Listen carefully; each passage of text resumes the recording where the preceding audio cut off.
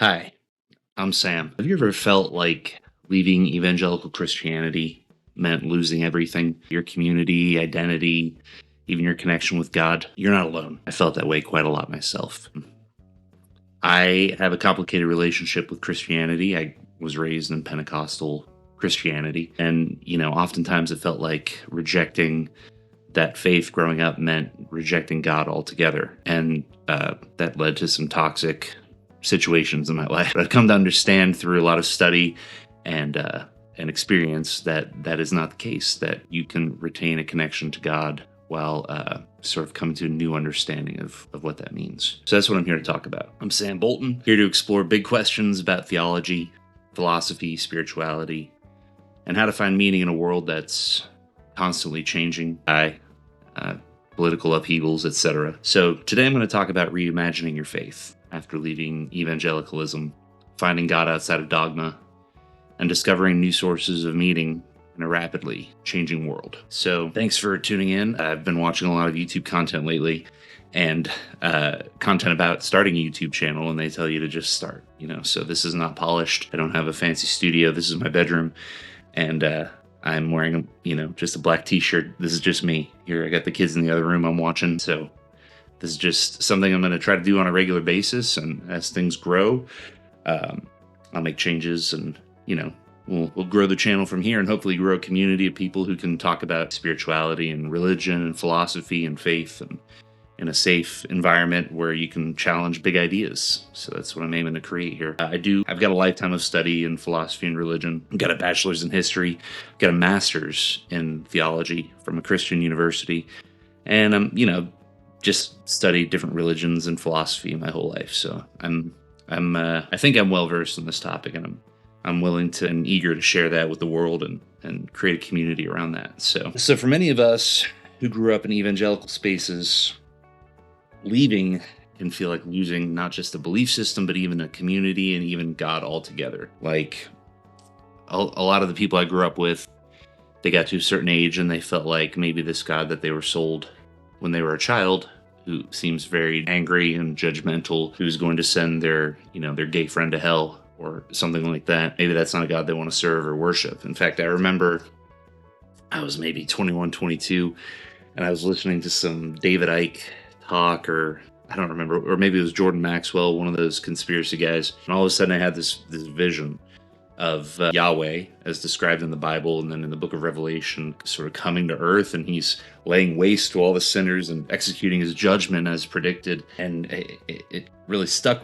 All of a sudden it hit me that what I was really envisioning was similar to, like, what if this extremely powerful entity from outer space came to Earth and just started annihilating billions of people.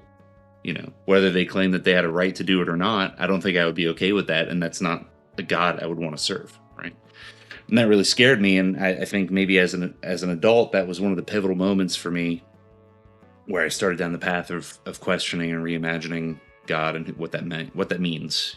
So yeah, a lot of folks who have that experience as a young adult and see that the God that they were sold is a scary, capricious, angry, judgmental figure, they think that they have to abandon their faith in God altogether. But I would posit that instead, you should come up with a new idea of who God is. That it makes a lot of the arguments that monotheists and Christian philosophers make about God and about the universe seemingly having a creator and just the existence of consciousness in human beings and those sorts of things, I think still hold up. But that doesn't mean you have to pair those arguments with the description of Yahweh as depicted in the Old Testament. Like if you were to take the Old Testament literally. Of course, I think the Bible is mostly mythology, with a little bit of history mixed in there. But we can get into that another time. But it's tough when you grow up in an evangelical culture in America, because it's very difficult to continue on in faith in God if you lose your evangelical doctrines and dogmas that you were raised with. So yeah, that's what I want to talk about big time on this channel. A lot of other things as well, but that's definitely one of the big topics I want to address. So it's disorienting. Obviously, it takes years to get over, but it can also be very freeing, leaving that idea of God, because you no longer have to, feel like you might go to hell if you misstep, or that you're most of the people you know, your friends and family, may be destined for eternal hellfire. You don't have to feel like there's a demon around every corner, behind every sickness, responsible for any rustling in the bushes, like I saw a lot of in that community. You no longer feel like every bad thing that happens in the world is a judgment from Yahweh or something like that. So it can be very freeing to walk away from that. But it also leaves you kind of questioning your meaning and purpose in life. I see that a lot in the world. As Christianity fades in the West, that's a big problem. People feel like they don't have any purpose or meaning without their childhood faith. And also, as jobs and employment are being replaced, predicted to be replaced by AI in the coming years, a lot of people, if they don't get their meaning and purpose from their faith or their religious community, they get it from their career or their job, and now that's being taken away. So what does that mean for people? How do we find that meaning and that purpose after those things start to fade? We're really coming into a new type of society that's going to demand of us that we sort of take responsibility for our own spiritual life and find meaning and purpose within, look within. And as Christ is recorded to have said in the New Testament scriptures, the kingdom of God is within you, so that's one golden nugget in there that I point to and say that has a lot of truth in it. So the world's changing rapidly. AI is reshaping work, automating jobs. So if we're not defined by labor or our faith, who are we? Right? These changes feel like a loss, and it's normal to go through the 7 stages of grief when you feel these losses. But it's also an invitation to dig deeper into yourself and find out, who am I? Why do I do the things I do? And that's a process I feel like I've been through the last 5 or 6 years. I adopted these 3 girls out of foster care, and I didn't have any kids before that, so I went from 0 to 3. My wife and I did really quickly, and we had to learn about trauma and the impact of trauma. We had to learn about how the brain develops and these things. And when you're a parent, you're really forced to kind of reevaluate your own childhood and how you were raised and what the impact that had on you and how you developed as an adult. So I had to face things about my childhood and my trauma that I hadn't done before. So that's something that you really have to process and go through, that process of grief and facing that trauma. So that's another thing I want to address in my coming videos. So finding out what really matters, digging down deep, getting past your trauma, and finding all these disparate pieces of yourself that were broken by different experiences you've had and bringing them back together into a whole person. That's what I'm all about. And that's where you find your whole true self, is when you're able to bring those pieces back together, So, and that's hard work, because when you dig down deep and find those disparate pieces, you're going to find out that there's parts of yourself deep down that you don't like, that are pretty ugly, that are motivated by ugly things, fear and anger and lust and things that we might call sin. There are parts of yourselves that are motivated by that, and the challenge is to confront, embrace, and realize that this is a part of you, and it needs to be brought back into the whole. There is a part of you that is animalistic, right? That is motivated by passions. And the trick is learning how to make that a part of yourself, not reject it, and even embrace and love that part of yourself while not letting it control and run the show. Right? Maintaining that rational executive function, letting that run the show. That's the tricky part. So asking those deeper questions after losing that sense of meaning.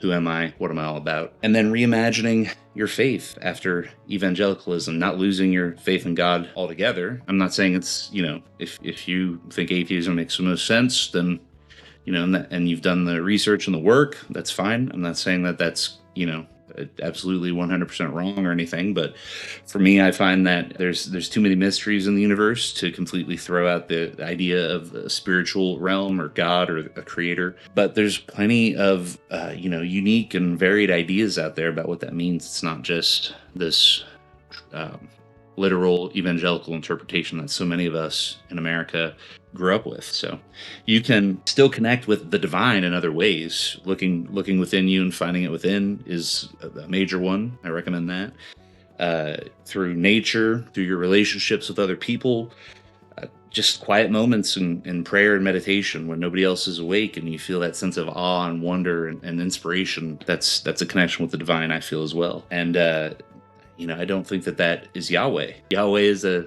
a local tribal god from thousands of years ago.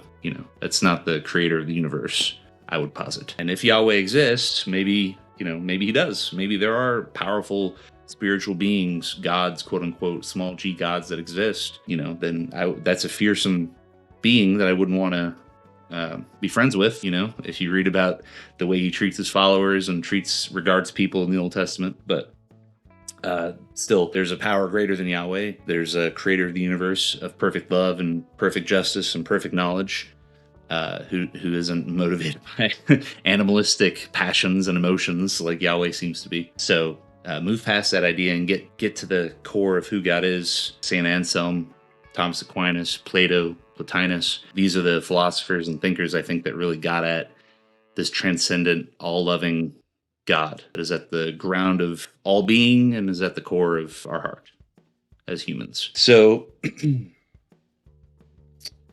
what are some parts of your faith that still resonate as you're walking away and deconstructing Christianity or maybe Islam or some other restricting monotheistic religions? I think the existence of a creator for me is huge, that creator is omnibenevolent or all perfect loving. That's huge for me. That there is like an order and a logos to the universe, that there's a realm of ideal forms. I think these are aspects of actually Greek thought and pagan religion that were brought into Christianity and refined by the Christian philosophers in the medieval ages. These are the jewels of the Christian faith that I don't want to lose, right? So I hang on to those. But yeah, bringing in and keeping some of your spiritual practices, meditation and prayer, are still great to do. And there's some other alternative spiritual practices maybe you can learn about that might work for you as well. And then, seeking out a community of people you can work with and speak to who aren't going to judge you for your questions and thoughts. Some churches are great about that. I still go to church with my family. My family still believes in Christianity, and I go to church with them.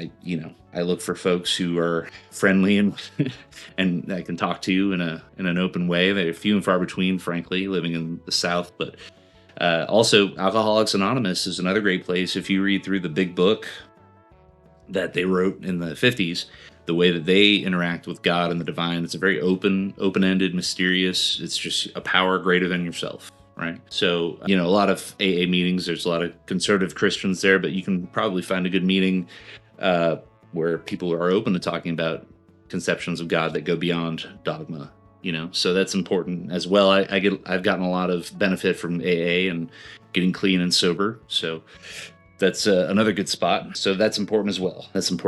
And then, and I really think building authentic relationships with friends, being open, and your communication, being radically honest. That's a huge place to find meaning. Expressing yourself through creativity, moving forward into the future where maybe robots are going to replace your jobs and you're going to have a ton of free time, and we're all going to be living like the aristocrats from a Jane Austen novel or something. Learning to paint or play music or some other expression of creativity is going to be a huge way that many of us will find meaning in this age we're moving into. And then, acts of service, another huge thing put forward by AA and most other faiths too. You can find your sense of divinity and your sense of purpose in serving others, whether that's volunteering at a soup kitchen or helping raise some traumatized children, or donating your time and money to another worthy cause that you feel strongly about. And then, just exploring God beyond those rigid frameworks. It allows for a more personal and transformative experience, really. I guess if you could put a label on me in all of this, I would say the closest thing that I am, I'm thinking maybe a Neoplatonist. It's a philosophical religious movement from the early, like the 300s, 400s, a little bit after Christianity started. This fellow named Plotinus was taking the philosophy of Plato and refining it and developing some spiritual ideas and practices from it. I think this is the closest thing to the truth as I see it. It really sees all things as emanating from a single source, the one, or the good, they might call it, and views this material world as connected to higher spiritual realities. Now, when I was still technically a Christian, I was a split man, a double-minded man, as James puts it in his epistle, right? And there was a big part of me that was like a Gnostic. I was convinced that God and the creation was evil, and the Creator was evil, and this world was nothing but suffering, and the goodness of God was to be found beyond the material world. But then when I was able to be open and admit that I did not really believe in Christianity anymore, the dogmas that it taught, then I was able to come to a sense of peace and realize that creation is not evil, and there's a lot of good and beauty here, and most of the evil that we experience comes from humans. Not all of it, of course. There's natural disasters and disease and those sorts of things, but those are mysteries that we can explore. But yeah, that's Neoplatonism differs from Gnosticism in that it still sees there being a transcendent one that's above all these gods and beings and things that pagans believed in. Hermes, Thor, Yahweh, all these gods that pagans believed in.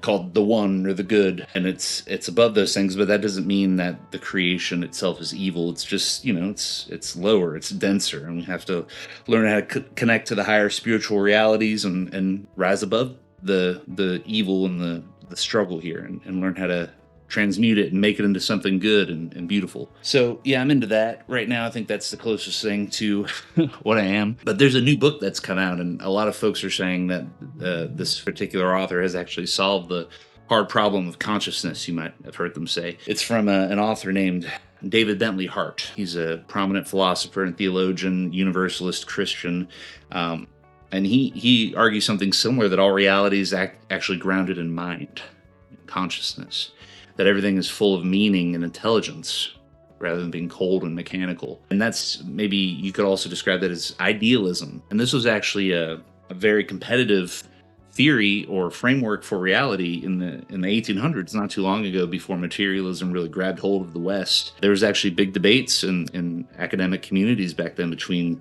idealism and materialism, and which made more sense. Obviously, materialism won out in academia, but there's a lot of rich scholarship going back centuries and centuries that bolsters the idea that idealism or consciousness is actually primary, and matter emanates from consciousness, from mind. So I'm into that as well.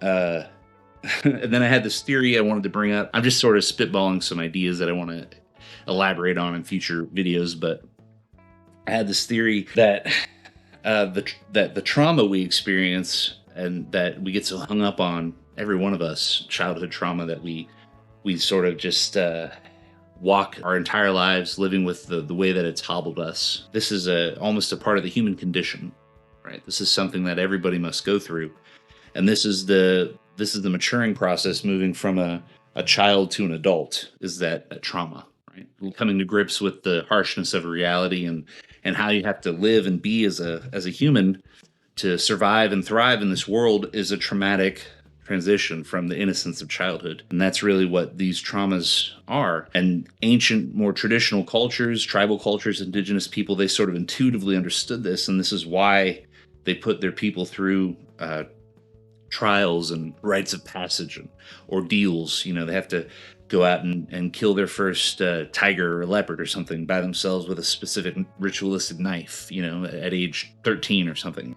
Maybe they had to take an intense hallucinogenic drug and face down the DMT elves in the other realm all by themselves and pass these certain tests. And the idea, I think, behind that was to induce this great trauma all at one time, get it out of the way, so you can transition, you can emerge from that cocoon into the adult that you need to be to, be a benefit to your community and your family and yourself.